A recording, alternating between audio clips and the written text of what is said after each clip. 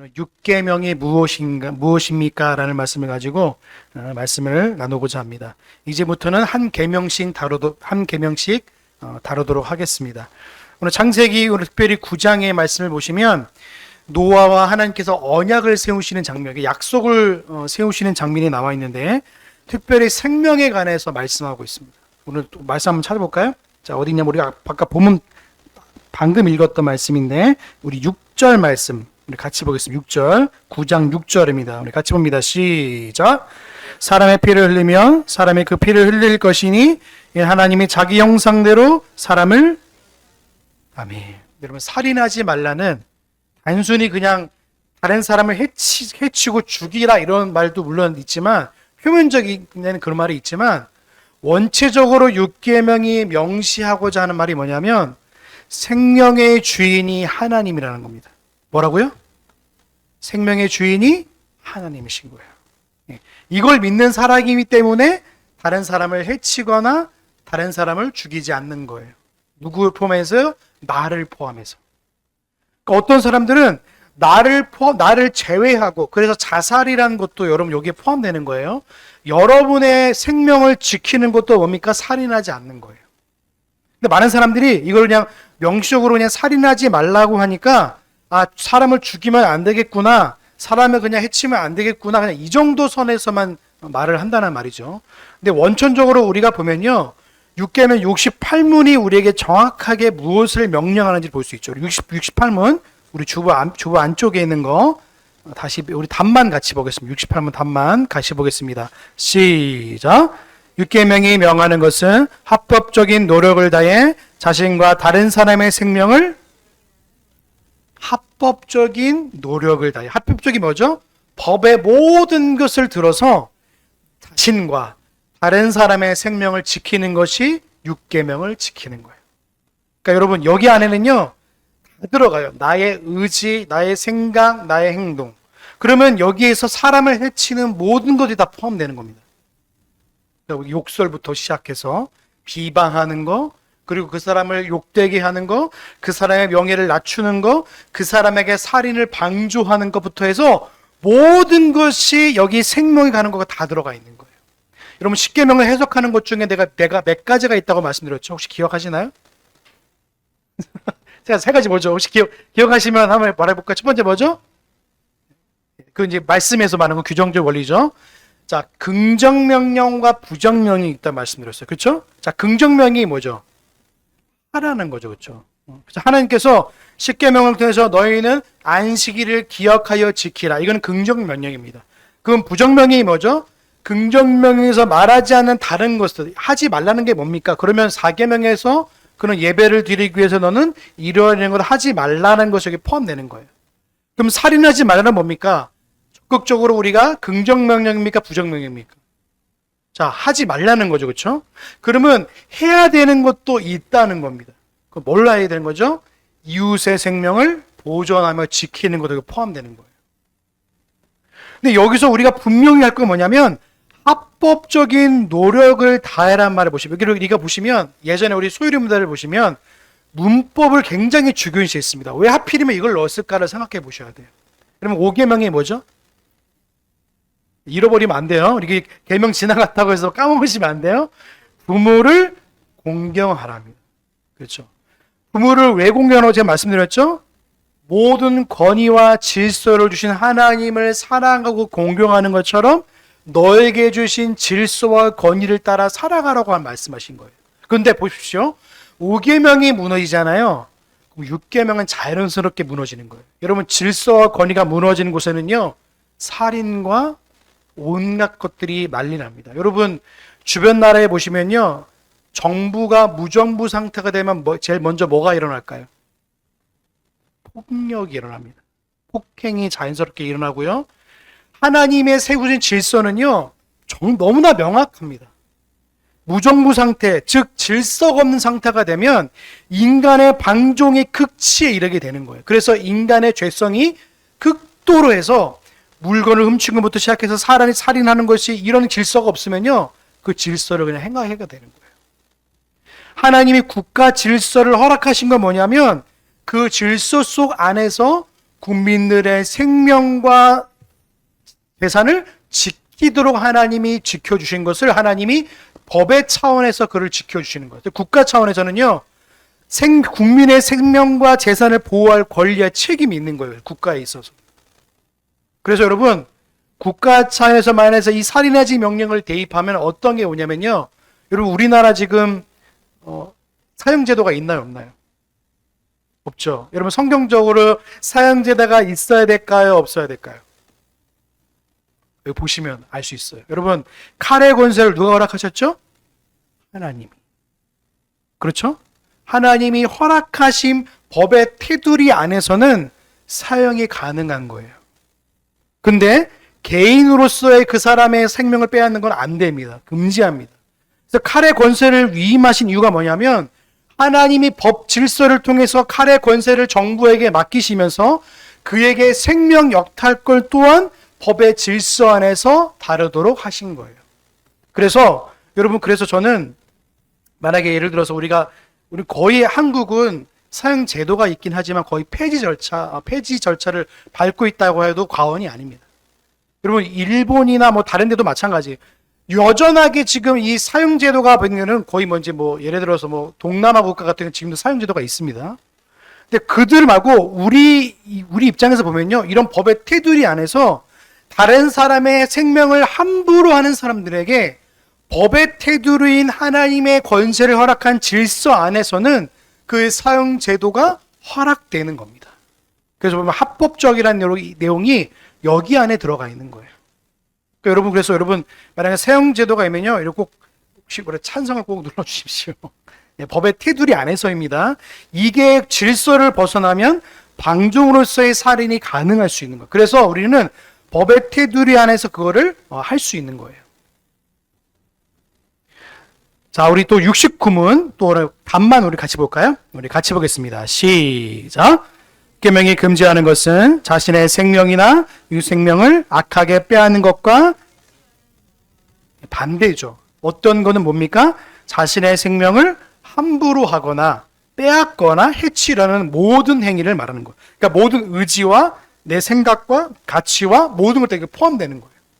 그러니까 6계명에서 말하는 건 뭐냐면 단순히 사람을 죽이지 말라가 아니라 그 생명을 무슨 형상으로 그를 지었는지를 보시면 안 돼요. 여러분, 오늘 창세기 9장 6절이 뭐라고 말씀하고 있죠? 사람에 대해서 하나님이 형상으로 만지다. 하나님의 형상으로 지으신 사람이기 때문에 그 사람과 사람과의 관계에 있어서는 절대로 그 사람을 해치지 말라는 말이에요. 이거를 죽인다는 것도 물론 표면적으로 보이지만 이 사람들에게 영혼에 해당하는 모든 것들을 하지 말라는 거예요. 굉장히 우리에게 중요한 가치이죠. 그리스도인들에게 욕설은 굉장히 무서운 거예요. 그래서 여러분, 함부로라도요, 욕하면 안 됩니다. 그리스도인들은요, 욕하는 걸 조심하시고 여러분 스스로고 입에 재갈을 물리셔야 돼요. 그래서 우리 자녀들한테 제가 항상 말하는 게 뭐냐면 욕을 하면 입을 때립니다. 그 입술은 하나님을 찬송하고 높이기 위해 주신 것이지, 예배하러 주신 것이지, 그 입술을 타인을 비방하고 욕하고 아니면 그 명예를 실추시키는 사용하지 말라는 의미인 거예요. 여러분, 그 욕하는 걸 조심하셔야 되는 거예요. 욕설은 나를 해치기도 하지만 다른 사람을 해치기도 하는 거예요. 그래서 6계명이 분명히 말하는 건요, 작게는 작은 게 아니죠.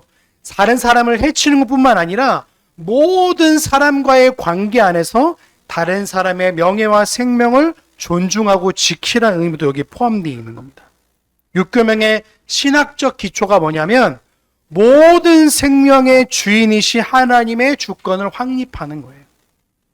여러분, 살인의 개념이 확장하셔야 돼요. 단순히 사람을 죽이는 뿐만 아니라 우리 생각과 말과 행동과 의지와 소극적인 모든 침묵의 행위 또한 여기 다 포함되는 거예요. 여러분, 다른 사람이 죽이는 것에 살인을 방조하는 것도 여기 포함되는 거예요. 저 사람도 죽였네? 가만히 있는 것도 살인에 동참하는 것으로 보는 거예요. 그러니까 여러분, 이것을 보면요, 우리가 얼마나 이 십계명을 통해서 다른 사람에 대한 생명을 어떻게 생각하는지에 대해서 우리가 알 수 있는 거예요. 여러분 꼭 기억하십시오. 우리의 모든 삶 속에서 살인하지 말라는요, 여기 다 포함되는 거예요. 그래서 여러분 댓글 혹시라도 쓰는 분 없길 바라지만 댓글 쓰실 때도 선풀을 쓰시기 바랍니다. 악플하면 안 됩니다. 여러분 그리스도인들은 하시면 안 돼요. 비방하면 안 됩니다. 다른 사람의 어떤 그런 가치에 대한 부분도 우리가 생각하셔야 돼요. 근데 이런 부분들을 그리스도인들이 훈련받지 않고 우리가 교육을 받지 않으면 그냥 자기의 의지와 생각대로 말을 그냥 막 내뱉는단 말이죠. 그러다 보면 다른 사람이 어떻게 생각할까?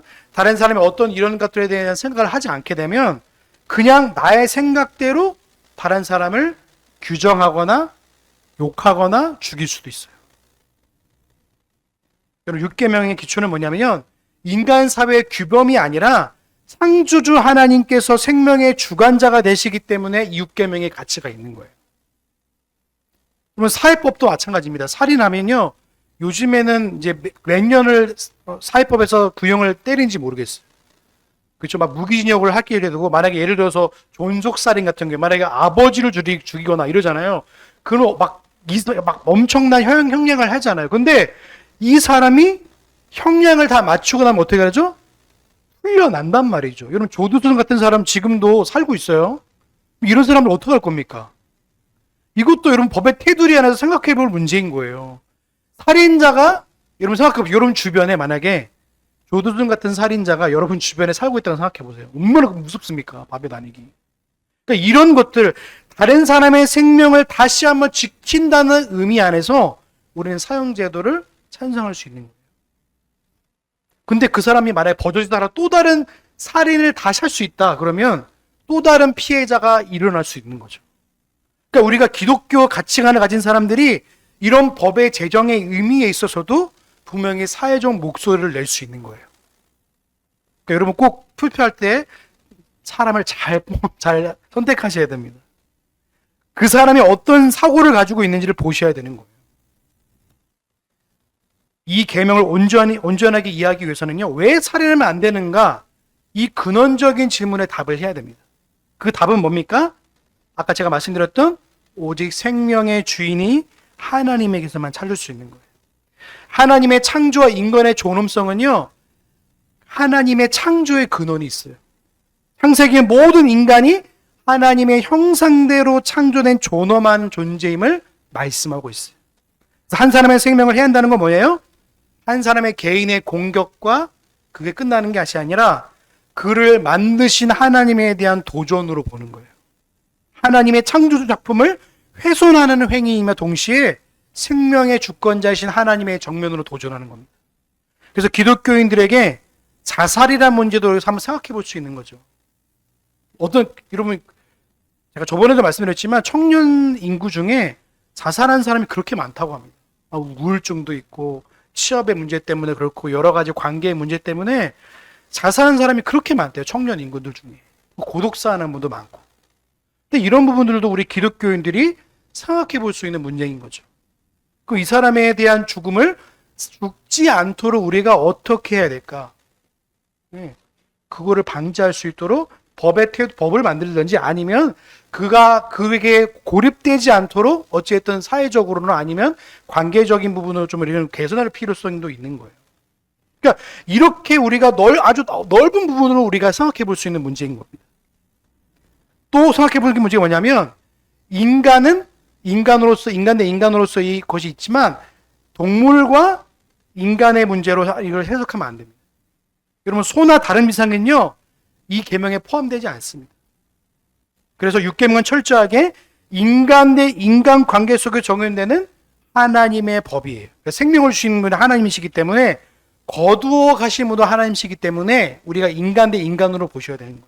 또 제가 어떤 분한테 이런 질문을 받았어요. 목사님, 우리 정말 사랑하는데 포피라 해야 됐나? 무슨 이름이 있어? 강아지 이름이 있어요. 이 친구가 죽었는데 장례식을 치러야 되지 않겠습니까? 이런 질문을 하는 사람이 있어요. 강아지 장례식을 기독교 장례식으로 치러야 됩니까? 말아야 됩니까? 이게 노예 안건으로 올라온 적이 있어요. 다른 노예, 이제 저희 교단 아니고 다른 교단의 안건으로 올랐어요, 여러분. 이게 무슨 문제인지 아세요? 이 강아지, 이 주체를 사람의 주체까지 올려서 얘가 죽었으니까 목사님 와서 장례 예배를 드려달라는 거예요. 얼마나 황당합니까, 그렇죠? 근데 이게 지금 요즘 사람들의 생각이에요. 내가 너무 가족처럼 생각하니까 얘도 가족이에요, 목사님. 얘도 장례 치러줘야 돼. 얘도 인견이 있어요. 이러면서 이런 것들이 이거 말도 안 되는 일들이 벌어지고 있는 거예요. 하나님은 생명의 주권자이기 때문에 이 동물에 관한 것도 물론 있지만 뭐 동물 인권 이렇게 말하면 좀 어이없지만 얘네들도 대한 그것도 마찬가지. 물론 이제 동물도 사랑하고 해줘야죠. 그런데 장례식에 한 부분은 또 다른 문제인 거예요. 그러니까 우리가 이런 관점에서 보면요, 동물 장례식은 절대로 이루어지면 안 돼요. 요즘 트렌드는 뭡니까? 해줘야 되는 거예요. 여러분, 그래서 기독교는요, 트렌드로 가면요, 답이 없습니다. 기독교는 트렌드가 아니에요. 제가 계속 말씀드리지만, 기독교는요, 말씀으로 근거해서 하나님의 뜻을 발견하지 않으면요, 인간의 고안된 생각과 상식과 방법으로 자꾸만 뭘 만들려고 그래요. 그래서 좀 있으면 이제 AI가 나와서 설교할 수도 있어요. 그럼 그거 어떻게 하실래요? 저보다 더 설교 잘하고, 여러분의 감정을 터치하고, 여러분보다 더 많이 신방도 잘하고 이러면 어떻게 할 겁니까, 여러분? 그걸 목사님은 대우하시겠습니까? 무섭지 않습니까, 여러분? 앞으로 10년 후에 이런 일이 일어날 법이 아닐 수 없어요. 좀 있으면 자율운전도 지금 들어와 있잖아요. FSD. 근데 앞으로 이렇게 인공지능이 들어오고 이렇게 로봇가 들어오면 이런 문제도 분명히 있는 거죠. 내가 사랑하는 로봇 장례식 치러주세요 하지 않을 법이 없는 거예요. 그러니까 우리가 한 인간으로서 생명의 근원이신 하나님에 대한 부분을 잘 인식하고 그걸 기독교의 인식으로 하지 않으면요, 다른 문제가 오면요, 이 문제를 오늘날 트렌드가 이러니까 이렇게 해야 돼. 이렇게 가는 거예요. 여러분, 오늘 장로교회는요, 그래서 여자 목사를 인정하지 않는 거예요. 그런 의미에서 보시면. 요즘 여성 목사는요, 심지어는 우리가 더 넓은 의미에서 감리교도 원래는 인정하지 않았어요. 근데 어느 순간부터 감리교부터 해서 모든 사람들이 다 여성이 마치 여자 목사를 안 주는 것이 요즘 트렌드가 아닌 식으로 이렇게 문화적인 묘사로 해가지고 이게 도전하는 경우가 많아요. 그럼 성경에 누가 목사의 자격이고라고 말하고 있습니까? 근데 이거를 자꾸만 트렌드화 해버리면요, 이렇게 돼버리는 거예요. 성경을 어떻게 해석하냐면, 성경도 자꾸 어떻게 하냐면 다르게 번역해야 된다는 거예요. 그건 당시 시대 상황이 이랬으니까 지금 상황에서 이렇게 번역해 왔습니다, 목사님이라고 말하는 거예요. 여러분, 성경은요, 트렌드와 상황으로 번역하는 게 아니에요. 하나님의 말씀으로 말씀을 해석하지 않으면 이런 일들이 벌어지는 거예요. 그래서 여자 목사님한테 세례를 받은 분들은 오늘 장로교에 오시면 다시 세례를 받으셔야 됩니다. 아무도 안 가르치셨죠. 이런 걸 아무도 안 가르치십니다. 하나님께서 세우신 권세에 대한 부분도 우리가 굉장히 고민이 되는 문제인데, 이런 부분들을 자꾸만 인간적 고안적 생각으로 하다 보면 이렇게 돼버리는 거예요. 요즘 신학이 얼마나 많은지 몰라요. 여선 신학, 생태계 신학. 그래서 여러분, 이제 반려견 신학도 좀 있으면 나올 수도 있어요. 아까 제가 말한 것처럼. 이런 부분들이 그런 거예요. 여러분, 신학은요, 앞으로 세대가 지나갈수록 타락하지 순전하지 않아요. 그래서 제가 17세기에 있는 그 신학자들의 신학이 그래도 가장 하나님의 말씀에 합법적이고 정말로 순수하기 때문에, 그래서 그 말씀을 가지고 말씀을 해석하려고 하는 거예요. 근데 오늘날 이런 해석들이 점점 깨지고 있어요. 생명의 가치가 어떻게 가냐면, 인간이 너무나 존엄하고 인간의 가치를 너무 하다 보니까 이제 사람이 안락사를 존엄사라고 가르칩니다. 여러분, 생명에 관해서 그들을 대하면요, 생명을 자기 스스로가 끊을 수 있습니까? 안락사, 여러분 안락사 알죠? 요즘 스위스 같은 데 보면요, 안락사를 법적으로 허용합니다. 그래서 우리 한국 사람들이, 제가 다큐멘터리가 있어요. 지금도 비행기 700만 원짜리를 끊고 자기 노모를 모시고 스위스 한 병원으로 들어가요. 그 병원에 들어가서 어떻게 하냐면 그 계약서를 그 서류를 다 써요. 그래서 나는 안락사, 나는 존엄사에 동의합니다. 동의 사인 받으면 그 관을 통해서 들어가는 약물을 통해서 죽는 거예요. 그래서 인간이 내가 스스로의 죽음을 결정할 수 있다. 그래서 존엄사라고 말하기도 하는데, 이런 부분도 마찬가지예요. 생명의 주인 되신 하나님에 대한 입장에서 보면 이거는 자살과 다름없습니다. 이런 부분도 마찬가지인 거예요. 우리가 이런 부분들을 사회적 시각적으로 그냥 이대로 그냥 허용이 될 것인가, 어떻게 바라봐야 될 것인가에 대한 문제를 기독교인으로 생각하지 않으면요, 세상적인 문화의 가치관으로 아니면 생각으로 지금 시대의 생각들을 바라볼 수밖에 없는 거예요. 이건 생명의 주관자이신 하나님이 우리의 영원한 주관자이심을 믿습니다. 그래서 생명을 다룰 때요, 이런 부분을 잘 다루시는 거예요. 여러분, 그래서 소위르문답 67문부터 69문은 살인하지 말라는 의미에서 더 확정적인 의미에서 보면 생명의 주인이신 하나님이시기 때문에 그 하나님을 통해서 나와 내 주변에 있는 이웃들의 생명을 보존하면서 지키고 명예를 지켜나가는 거예요. 그래서 소위르문답 6계명은요, 성도들의 자기 만족을 깨트릴 수밖에 없어요. 왠지 아십니까? 물리적인 살인에만 머물러 있는 것이 아니라 스스로 의롭다고 생각하는 아니함에서 벗어날 수 있어요. 여러분, 야고보서에 보면요, 뭐라고 되어 있냐면 혀는요, 다스릴 수 없다고 말해요. 혀는 다스릴 수 없다고 말해요. 그래서 보이지 않는 칼이라고 말하는 거예요. 여러분, 꼭 기억하십시오. 우리의 입술은요, 하나님을 찬송하고 하나님의 예배하고 다른 사람을 축복하고 다른 사람을 정말로 하나님의 형상대로 존귀하게 대우하고 대하는 것이 하나님 나라의 사람인 줄로 믿습니다. 다른 사람을 함부로 대하시면 안 돼요. 그래서 그것이 동등하고 우리의 질서의 모두 마찬가지예요. 그 사람이 높은 사람이든지 나와 동등한 사람이든지 나의 아래할 사람이든지 상관하지 않아요. 다 하나님의 형상대로는 존귀한 사람들입니다. 그러니까 이런 가치가 없으면요, 나의 가치로 이 사람은 미워, 내가 죽이고 싶어, 나의 원수야 해서 그냥 죽이려고 하는 거예요. 여러분, 원수는요, 나에서 갚는 게 아닙니다. 기억하십시오. 내가 갚는 것이 아니라 하나님이 갚으시도록 하는 게 우리 기독교인의 원수 갚는 거예요. 그래서 이사야를 통해서 하나님 말씀하시죠. 원수에게 내가 물을 마시고 음식을 먹게 하라. 내가 그 머리에 숯불을 쌓아 올리리라. 이게 하나님의 원수 갚는 방법이에요. 사람이 사람으로 하여금 원수 갚지 않도록 하셨어요. 왜요? 또 다른 원수와 원한이 생기기 때문에 아시는 거예요. 하나님이 그 일들을 이루어 나가실 줄로 믿습니다. 꼭 기억하십시오.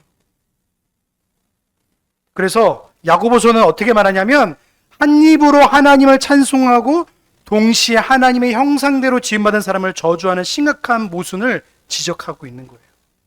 여러분, 물리적인 위협이 없어도요, 날카로운 말 한마디를 통해서 다른 사람의 영혼을 상처를 입힐 수도 있어요.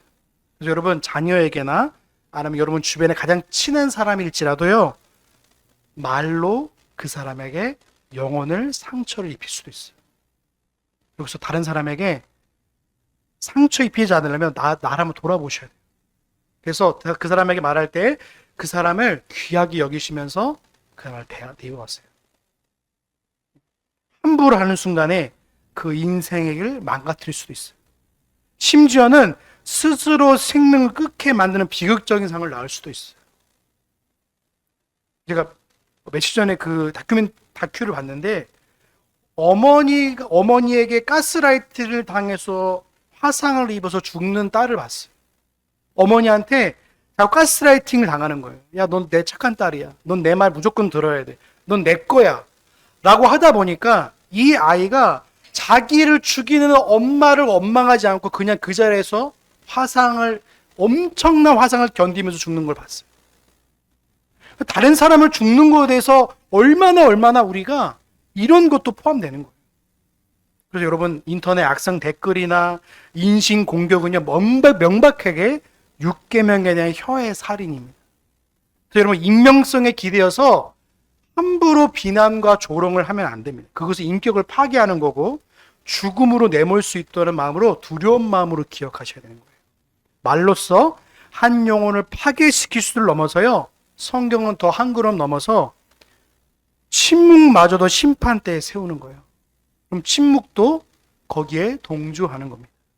여러분, 스데반 집사님이 돌에 맞아 죽을 때 어떻게 순교하실 때 사도 바울은 직접적으로 거기에 동참했나요?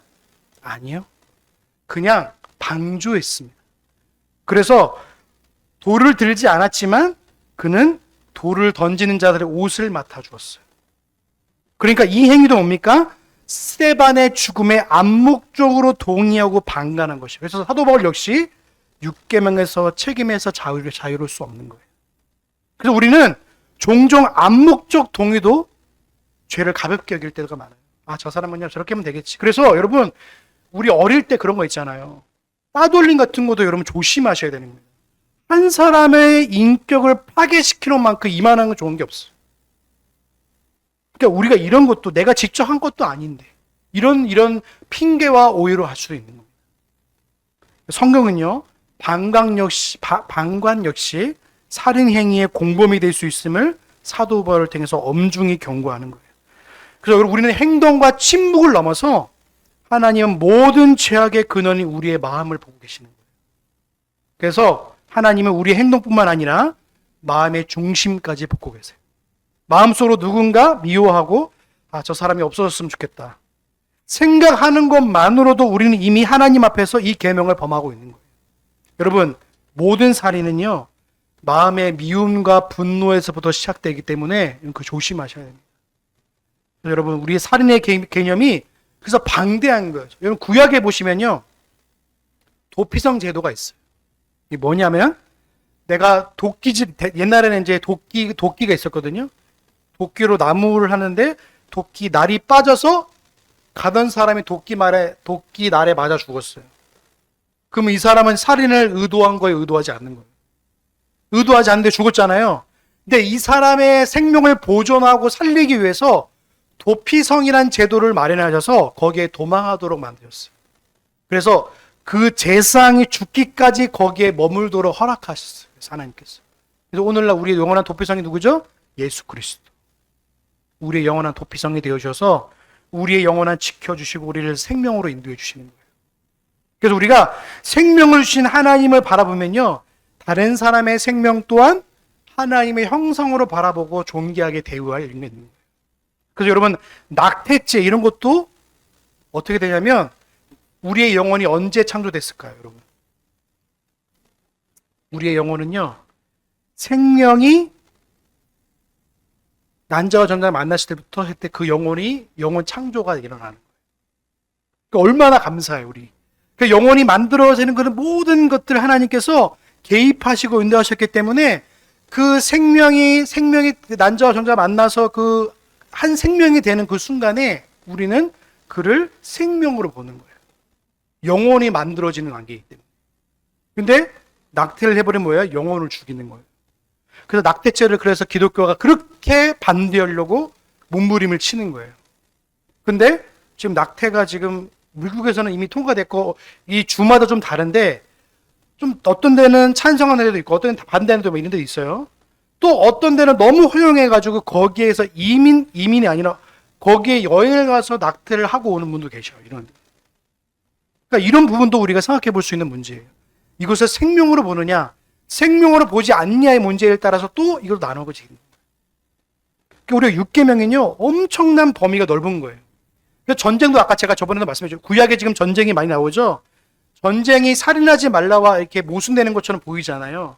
근데 하나님은요 잔인한 분으로 묘사된 게 아니라 이거를 잘 어떤 관점으로 보셔야 되냐면 하나님의 절대 주권과 공의의 관점으로 이 문제를 보셔야 돼요. 핵심이 뭐냐면 하나님이 제정하신 법 아래 계신 분이 아니라 법의 주관자이시기 때문에 그런 거예요. 따라서 하나님께서 생명을 거두시는 행위가 뭐예요? 육계명을 위반하는 살인이 아니라 죄에 대한 공의를 펼치시는 형벌이자 당신의 거룩함을 드러내는 심판인 거예요. 그래서 하나님께서 구약에 있는 많은 전쟁을 통해서 이방 나라 족속들을 하나님 멸하신 건 뭐예요? 죄에 대한 심판이자 하나님의 형벌을 드러내는 것인 거예요.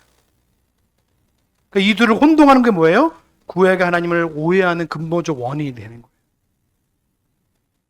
그래서 가나안 정리도 마찬가지예요. 여러분 지금 가나안 지금 여호수아서를 통해서 보고 계시죠? 이제 전문 전쟁이 다 끝났지만 그 전까지 얼마나 가나안 사람들이 많이 죽었습니까? 근데 그 가나안 사람들은요, 하나님 앞에서 죄인이었습니다. 그 죄가 뭐냐면 우상 숭배뿐만 아니라 온갖 더러운 것으로 그 땅과 그 모든 것들을 더럽힌 사람이에요. 그래서 하나님께서 그를 정화하시고 깨끗하게 하시고 또 새로운 법을 해서 하나님의 언약과 심판이 동시에 이루어가는 장면이 바로 여호수아의 장면이에요. 그래서 구약의 물리적인 전쟁이 뭐냐면 이스라엘의 영적인 생존을 위하신 것이었다면 오늘날 우리 교회도 마찬가지입니다. 가장 치명적으로 위험한 전쟁이 뭐냐면 영적 살인입니다. 보이지 않는 살인. 이게 뭐냐면 물리적인 죽음이 육신의 종결이라면 영혼의 죽음은 영원한 형벌로 이어지는 점에 비교할 수 없는 비극인 거예요. 그래서 육계명을 가장 두려운 적용적이 뭐냐면 영적인 살인이 영역에서 발견되는 거예요. 그래서 이게 뭐냐면 거짓된 가르침에 수많은 영혼들을 죽이는 것이 바로 이런 행위들이에요. 여러분 꼭 기억하십시오. 거짓 가르침으로 어떻게 영혼이 죽는지 아십니까? 이단 사상을 통해서요.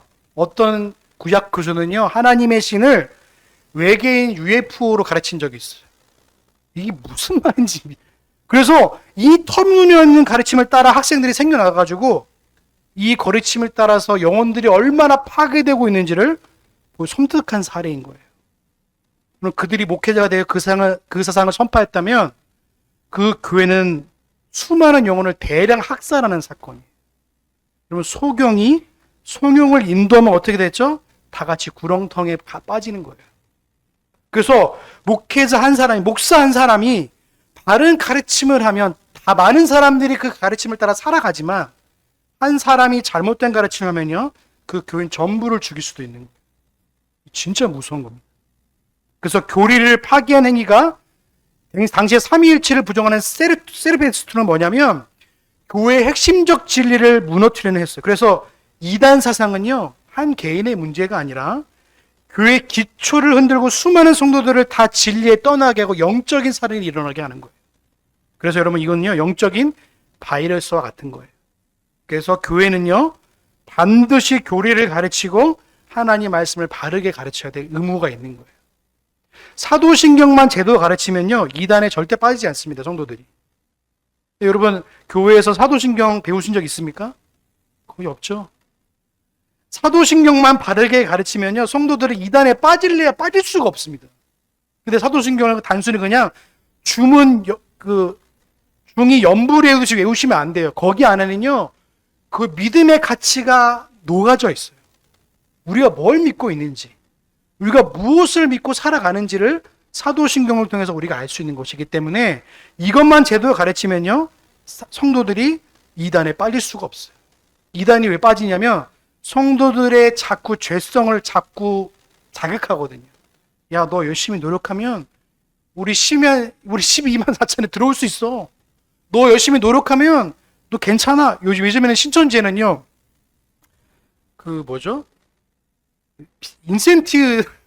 인센트 이런 그 기계 있답니다. 그래서 전도를 하면 현금을 준다 그래요. 이게 얼마나 더러운 겁니까? 이런 것들이 지금 벌어지고 있는 거예요.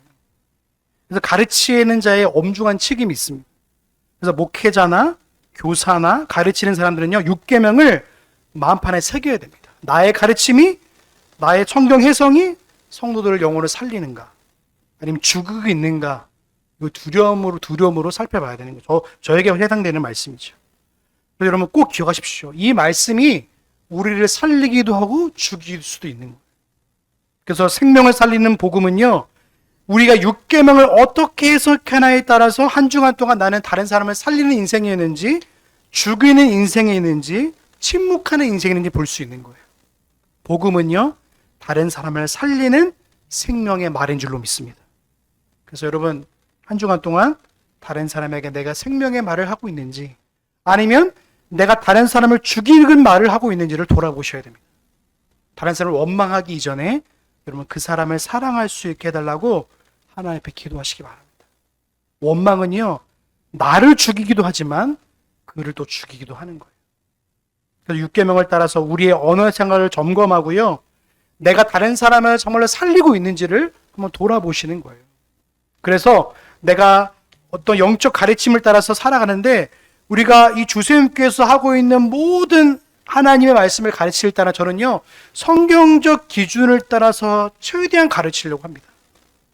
그래서 이 말씀이 아니면 아니라고 저는 말하는 거예요. 목사는요, 진리가 아니면 목에 칼이 들어와도 아니라고 말해야 돼요. 그래서 잘못된 가르침이 있으면 그거를 하지 말자고 분명히 말할 수 있어야 됩니다. 그래서 WCC나 아니면 그 NCK나 뭐 이런 것들 있잖아요. 이런 잘못된 배도의 길로 가고 있는 수많은 목사님들에게 말하는 거예요.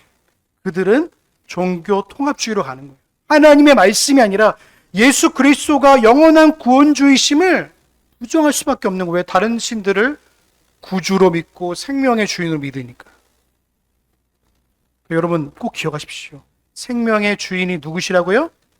하나님이시라. 그러니까 여러분, 우리가 가지고 있는 이런 가치를 따라서요, 다른 사람을 내가 살리고 있는지를 돌아보시는 거예요.